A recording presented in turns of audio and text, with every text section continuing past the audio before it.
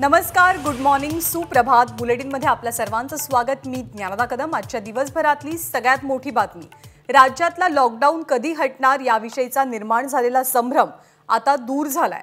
मध्यरात्री महाराष्ट्र सरकारनं अनलॉक संदर्भातले आदेश प्रसिद्ध केलेले आहेत. त्यामुळे येत्या सोमवारपासूनच म्हणजे परवापासून महाराष्ट्रात 5 टप्प्यात अनलॉकची सुरुवात होते.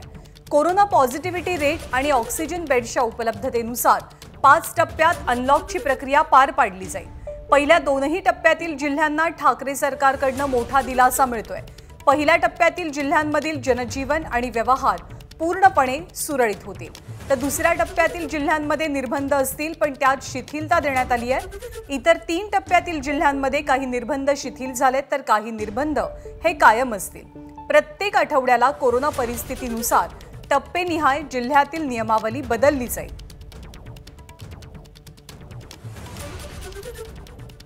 तर राज्यातली अनलॉकची प्रक्रिया नेमकी कशी असेल, कोणत्या टप्प्यात कोणत्या जिल्ह्यांना समाविष्ट करण्यात आलंय, यावरती आपण एक नजर टाकूया. सगळे व्यवहार सुरू कोणकोणत्या जिल्ह्यांमध्ये असतील, तर अहमदनगर, लातूर, धुळे हा अनलॉकचा पहिला टप्पा आहे, ज्यामध्ये जळगाव, नांदेड आणि जालना या जिल्ह्यांचाही समावेश आहे. गोंदिया, यवतमाळ आणि नागपूर सुद्धा पहिल्या टप्प्यामध्येच आहेत. सोमवारपासून या नव्या नियमावलीला सुरुवात होणार आहे. चंद्रपूरमध्ये सुद्धा आता सोमवारपासून सर्व व्यवहार सुरू होतील. तर दुसरा गट जिथे अंशतः अनलॉक होणार आहे, हिंगोली आणि नंदुरबार.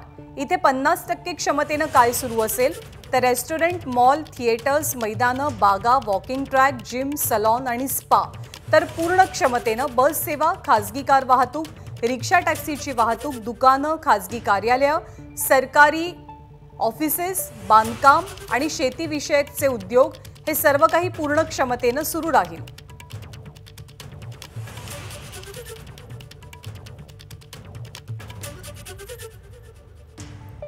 तिसरा गट जिथे अंशतः शिथिलतेचा प्रस्ताव आहे, ज्यामध्ये प्रमुख शहरं आहेत. मुंबई, ठाणे, पुणे, नाशिक, औरंगाबाद, अकोला, बीड, उस्मानाबाद, पालघर, सोलापूर, वर्धा, वाशिम, गडचिरोली आणि परभणी. इथे नेमकं काय काय सुरू असेल, तर अत्यावश्यक सेवेतली दुकानं सकाळी 7 ते दुपारी 4 वाजेपर्यंत दररोज सुरू राहतील. तर इतर दुकानं सकाळी 7 ते दुपारी 4 पर्यंत सुरू राहतील. पण शनिवार, रविवार इतर दुकानं ही बंद असतील. मॉल सुद्धा बंद ठेवले जात आहेत. सिनेमागृह बंद असतील. तर हॉटेलच्या बाबतीतला निर्णय असा आहे की सकाळी 7 ते दुपारी 4 वाजेपर्यंत 50% क्षमतेनं हॉटेल सुरू ठेवली जातील. पण शनिवार आणि रविवार हॉटेल व्यवसाय बंद राहील. उद्यानं, मैदान आणि जॉगिंग ट्रॅक पहाटे 5 ते सकाळी 9 वाजेपर्यंत खुली ठेवण्याचा पर्याय दिला जातोय.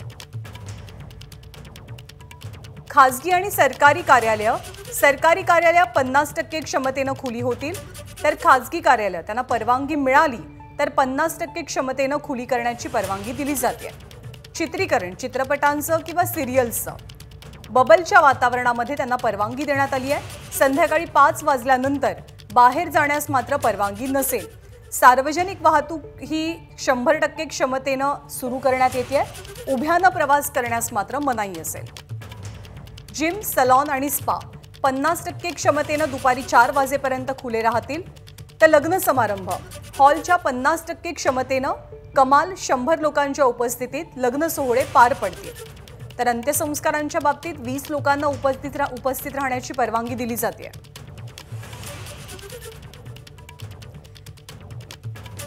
राहुल कुलकर्णी आपले प्रतिनिधी आपल्याला अधिक माहिती देतील. राहुल, जवळपास 2 महिन्यांनी 15 एप्रिलला राज्यात लॉकडाऊन लागू झालेला होता. 2 महिन्यांनी जवळपास अनलॉकची प्रक्रिया सुरू होतीये. महाराष्ट्राला कसा दिलासा मिळालाय? ज्ञानदा, तुझ्या एक लक्षात आलं असेल तर पहिल्या लाटेच्या नंतर जी अनलॉकची प्रक्रिया महाराष्ट्रामध्ये राबवली गेली होती, त्याच्यामध्ये टप्प्याटप्प्याने काही गोष्टी खुल्या केल्या गेल्या होत्या.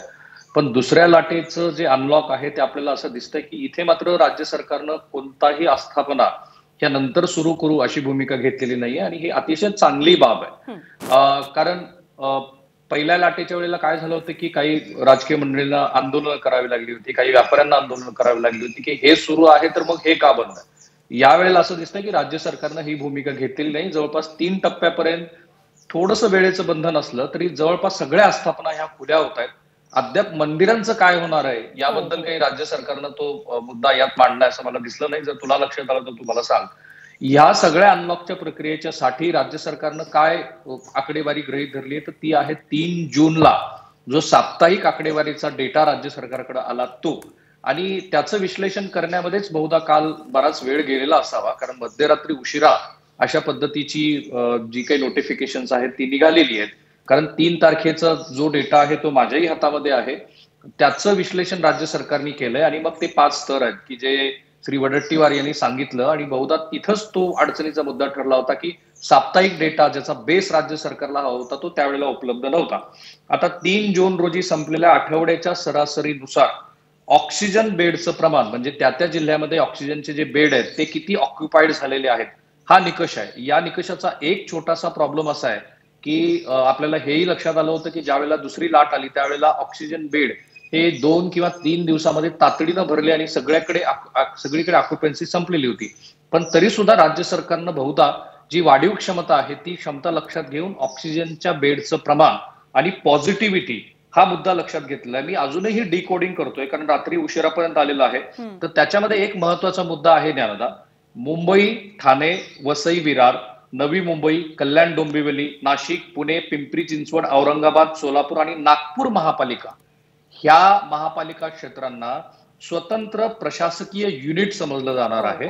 त्यामुळं हा जो आदेश आहे हा आदेश या महापालिका क्षेत्रामध्ये लगेच लागू होईल का, या महापालिका क्षेत्रांना स्वतंत्रपणे स्वतःचे आदेश काढावे लागतील हे बघावं लागेल. बहुधा गेल्या 2 दिवसापासून सोलापूर महापालिकेमध्ये किंवा तत्सम महापालिकेमध्ये त्या ठिकाणच्या प्रशासकीय यंत्रणांनी स्वतंत्र आदेश काढावेत, म्हणजे त्या ठिकाणचा मुद्दा लक्षात घेऊन त्यांनी तशा प्रमाणे आदेश काढावेत असं सांगितलं. जसं मंदिराचा मुद्दा कदाचित राज्य सरकारनं कडून सुटला असेल, स्थानिक पातळीवरती अशा काही गोष्टी असू शकतात की ज्या राज्य सरकारला अशा फ्लॅट पद्धतीने त्या राबवता आलेल्या नाहीत.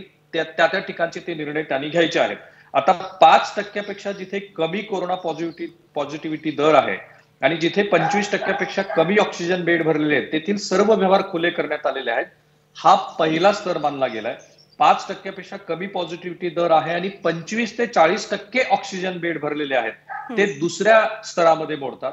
5 ते 10% पॉझिटिव्हिटी रेट असेल आणि 40% अधिक ऑक्सिजनचे बेड भरलेले असतील तर हा तिसरा स्तर मानला जाईल आणि तेथील व्यवहार सायंकाळी 5 वाजेपर्यंत बंद राहतील.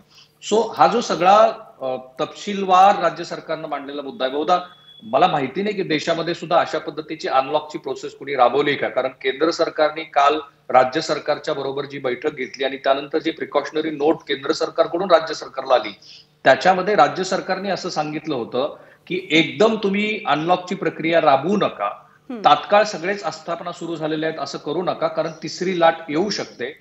जर तुम्ही टप्प्याटप्प्याने काही गोष्टी केल्या तर कदाचित तिसरी लाट येणार पण नाही आणि जर आली तर त्याची तीव्रता कमी असेल.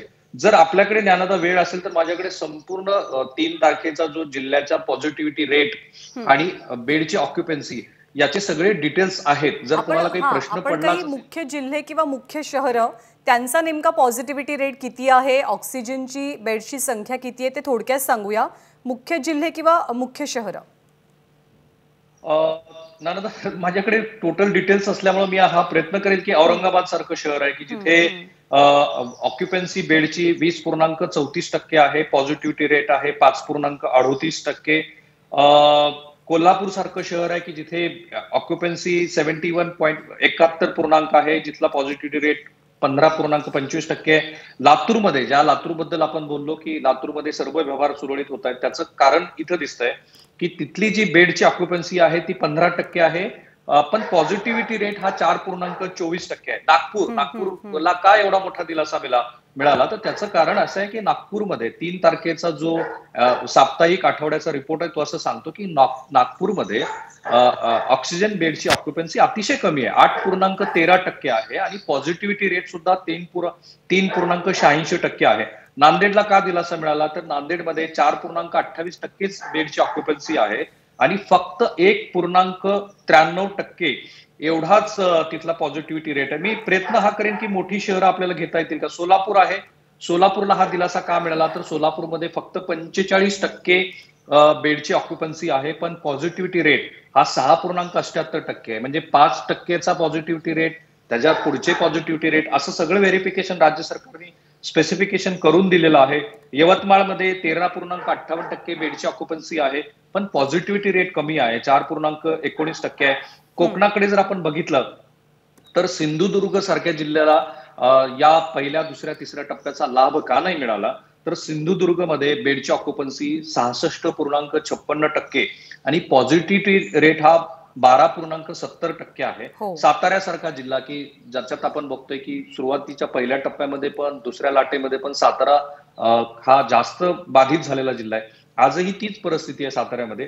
साताऱ्यामध्ये ऑक्सिजन बेडची 3 जुलै नुसारच्या आकडेवारीनुसार 61.55% एवढी ऑक्युपन्सी आहे आणि म्हणजे सातारा थोडक्यात जिल्ह्याचा जसे की जिथे पॉझिटिव्हिटी रेट कमी आहे तिथे सरकारनं दिलासा देण्याचा प्रयत्न केलाय. थोडक्यात हाही एक संदेश दिला जातोय की आता नागरिकांची सुद्धा मोठी जबाबदारी आहे. नियम पाळणे, शिस्त पाळली तर अर्थात कोरोना रुग्णसंख्या कमी येते, पॉझिटिव्हिटी रेट कमी येतो आणि मग तुमच्या शहरामध्ये, परिसरामध्ये किंवा जिल्ह्यामध्ये तुम्ही सूट मिळवू शकता. राहुल, पण सध्या परिस्थिती अशी सुद्धा आहे की लसीकरणाच्या बाबतीत फार समाधानकारक परिस्थिती नाही. अनलॉकला जरी सुरुवात झालेली असली तरी कोरोनाचा धोका टळलेला नाही. या सगळ्याचं टप्प्याटप्प्यानं ऑब्झर्वेशन कसं केलं जाणार आहे? म्हणजे जर का एखादा जिल्हा आता पूर्ण सूट मिळालेला जिल्हा आहे तर कदाचित तो जिल्हा पुढच्या काही दिवसांमध्ये काही निर्बंधांचा जिल्हा सुद्धा होऊ शकतो का? असं काही या परिपत्रकात नमूद आहे का? त्याचं निरीक्षण, त्याच्या नोंदी कशा ठेवल्या जाणार आहेत? सुरुवातीपासूनच राज्य सरकारनं म्हणजे वडट्टीवार सुद्धा जी प्रेस कॉन्फरन्स त्यांची वादग्रस्त झाली त्याही प्रेस कॉन्फरन्समध्ये त्यांनी सांगितलं होतं की दर आठवड्याला पॉझिटिव्हिटी रेट जो आहे आणि बेडची जी ऑक्युपन्सी आहे त्याचं विश्लेषण केलं जाणार आहे. कालचा श्री सीताराम कुंटे जे राज्याचे मुख्य सचिव आहेत त्यांच्या नावाने जे नोटिफिकेशन निघालेलं आहे त्याच्यामध्ये पण आपल्याला हेच त्यांनी सांगितलंय. ज्ञानदा, याचा फायदा काय आहे? आपल्याला जर आठवत असेल तर कोरोनाची जी दुसरी लाट आली ती दुसरी लाट साधारणपणे फेब्रुवारी मार्चच्या दरम्यानच आपल्याला त्याचे संकेत मिळत होते. म्हणजे अमरावती, वर्धा आणि यवतमाळ ह्या विदर्भातल्या जिल्ह्यामध्ये पॉझिटिव्हिटी रेट अधिक आहे, काही ठिकाणी तो 50% पर्यंत पोहोचलाय, पण तरी सुद्धा प्रशासकीय यंत्रणेनं त्याकडे म्हणावं असं लक्ष दिलं नाही. परिणाम काय झाला तर जो सो कॉल्ड इंडियन व्हेरियंट म्हणून आपण ज्याला ओळखला जातो, ज्याचं ओरिजिनेशन कदाचित विदर्भातच आहे, जर दर आठवड्याला आपण राज्यातल्या प्रत्येक जिल्ह्याचा आढावा घेतला असता तर कदाचित ही शक्यता होती की त्यावेळेला जो आउटब्रेक विदर्भातल्या काही जिल्ह्यामध्ये आपल्याला दिसत होता त्यावरती आधारित राज्याच्या इतर भागामध्ये काही नियोजन आपल्याला करता आलं असतं. ते झालं नाही. राज्य सरकारनं ही अनलॉकची प्रोसेस करत असताना अतिशय महत्वाची गोष्ट काय केली असेल तर दर आठवड्याला आढावा घेणं. याचा अर्थ काय? समजा कोकणातल्या कुठल्या तरी जिल्ह्यामध्ये किंवा मराठवाड्यातल्या कुठल्या तरी जिल्ह्यामध्ये किंवा पश्चिम महाराष्ट्रातल्या कुठल्या तरी जिल्ह्यामध्ये पुन्हा एकदा आउटब्रेक होतोय असं राज्य सरकारच्या लक्षात आलं तर हे शक्य आहे की त्या जिल्ह्यामध्ये आता जो काही तुम्हाला निर्बंधातनं सूट मिळालेली आहे ती सूट राहणार नाही. त्या जिल्ह्यामध्ये पुन्हा कंटेनमेंट झोन केले जातील, पुन्हा रिस्ट्रिक्शन्स येतील. म्हणजे जनतेवरती पण ती जबाबदारी आहे, पण प्रशासनाच्या दृष्टीनं हे अधिक सुलभ आहे की जर आपल्याला असं लक्षात आलं की काही विशिष्ट ठिकाणी तो आउटब्रेक होतोय तर त्यांना कंटेनमेंट करणं, तिथून आढावा घेणं, तिथली ऑक्युपन्सी पाहणं, तिथली उपलब्धता पाहणं आणि मग राज्य स्तरावरती त्याबद्दलचे निर्णय घेणं. आता केंद्र सरकार आणि राज्य सरकारच्या ज्या मधल्या कम्युनिकेशनचा मुद्दा आहे तोही अधिक महत्वाचा ठरेल. कारण केंद्र सरकारने हेच सांगितलेलं आहे की अनलॉकच्या प्रोसेसमध्ये काही टप्पे तुम्ही घालून द्या. आता वेळेबद्दल आपण बघितलं की राज्य सरकारने वेळ ही मर्यादा ठेवलेली आहे, पण व्यवहार मात्र सगळे खुले केलेले आहेत. त्याचं कारण असं आहे की आपल्याला दिसतंय की गेली 2 आठवडे झालं राज्यातले जे व्यापारी संघटना आहेत, व्यापारी आहेत, ते हेच म्हणतात की अमुक खुला आहे आणि तमुक बंद आहे असं न करता सरसकट सगळ्या गोष्टी खुल्या करायला परवानग्या द्या. कारण प्रत्येकाचे वेगवेगळे इश्यूज आहेत. राज्य सरकारनं अनलॉकची प्रोसेस करत असताना हा मुद्दा लक्षात घेतलेला आहे. त्यामुळे आर्थिक चक्र सुद्धा सुरू व्हायला मदत होईल. एकावरती अन्याय झालाय, एकाला लाभ मिळालाय असंही झालेलं नाहीये, पण त्यासोबतच दर आठवड्याला आढावा घेण्याची भूमिका राज्य सरकारनं ठेवली आहे. तो दिवस कोणता आहे? तो शुक्रवार आहे का? शुक्रवारी तो आढावा घेऊन मग सोमवारपासून ते बंधनं पुन्हा वाढवायची की कमी करायची याबद्दलची राज्य सरकारची भूमिका असू शकते. एक महत्वाचं आहे, वीकेंड जो शनिवार आणि रविवारचा दिवस आहे तो बहुतांश ठिकाणी तिथे रिस्ट्रिक्शन्स आहेत आणि ती चांगली पण गोष्ट आहे, पण याचा पण आढावा घेतला जाऊ शकतो. सो फ्लॅट पद्धतीनं रिस्ट्रिक्शन्स ज्या वेळेला खुले केले त्यावेळेला स्वतःकडे राज्य सरकारनं आढावा घेण्याची जी भूमिका आहे ती कायम ठेवलेली आहे. राहुल, आपण आणखी 2-3 मुद्द्यांबद्दल बोलूया. पण पहिल्यांदा आपल्या प्रेक्षकांना आपण हेही समजावून सांगूया की नव्या परिपत्रकामध्ये नेमकं काय आहे, तुमच्या जिल्ह्यामध्ये तुमच्या शहरामध्ये तुम्हाला सूट मिळणार आहे का? जर मिळत असेल तर ती कोणकोणत्या आस्थापनांसाठी असणार आहे त्यावरती आपण एक नजर टाकूया। पहिल्या 2 टप्प्यातल्या जिल्ह्यांमध्ये सर्व दुकानं खुली असतील। या घडीची आज दिवसभरातली सर्वात मोठी बातमी की सोमवारपासून राज्यामध्ये अनलॉकच्या प्रक्रियेची सुरुवात होते। कोरोना पॉझिटिव्हिटी रेट आणि ऑक्सिजन बेडची उपलब्धता यानुसार राज्य सरकारने ही वर्गवारी केलेली आहे। सर्व व्यवहार सुरू असलेले जिल्हे कोणकोणते असतील तर सोमवारपासून अहमदनगर, लातूर, धुळे इथे सगळे व्यवहार सुरू होतील। यामध्ये जळगाव, नांदेड, जालना याही जिल्ह्यांचा समावेश आहे। सोबतच गोंदिया, यवतमाळ, नागपूर यांनाही दिलासा मिळतोय आणि चंद्रपूरमध्ये सुद्धा सोमवारपासून नव्या नियमावलीनुसार सगळे व्यवहार पूर्ववत होतील। तर दुसरा गट या टप्प्यातला जिथे अंशतः अनलॉक असेल यामध्ये हिंगोली आणि नंदुरबारचा समावेश आहे। इथे 50% क्षमतेनं काय काय सुरू होत आहे तर रेस्टॉरंट, मॉल, थिएटर्स, मैदानं, बागा, वॉकिंग ट्रॅक, जिम, सलॉन आणि स्पा। तर पूर्ण क्षमतेनं बस सेवा, खासगी कार वाहतूक, रिक्षा टॅक्सीची वाहतूक, दुकानं, खासगी आणि सरकारी कार्यालय, बांधकाम क्षेत्र आणि शेतीशी निगडित उद्योगधंदे आणि व्यवसाय हे पूर्ण क्षमतेनं सुरू असतील हिंगोली आणि नंदुरबारमध्ये। एबीपी माझा, उघडा डोळे बघा नीट।